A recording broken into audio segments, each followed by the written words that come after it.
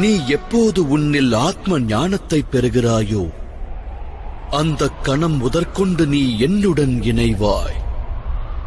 என் அங்கம் எனும் எண்ணம் உன்னில் தோன்றி அனைத்தும் பரந்தாமன் என்னும் உண்மையை உணர்வாய்.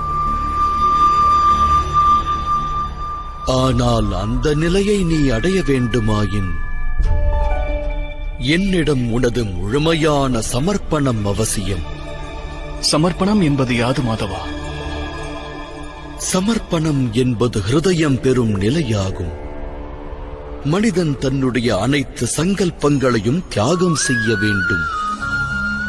சுயமாக எந்த ஒரு நிர்ணயங்களையும் எந்த முடிவையும் எடுத்தலாகாது. இறைவனால் இடப்பட்ட காரியம் எதுவோ அதனை மட்டுமே அவன் ஆற்றுவான்.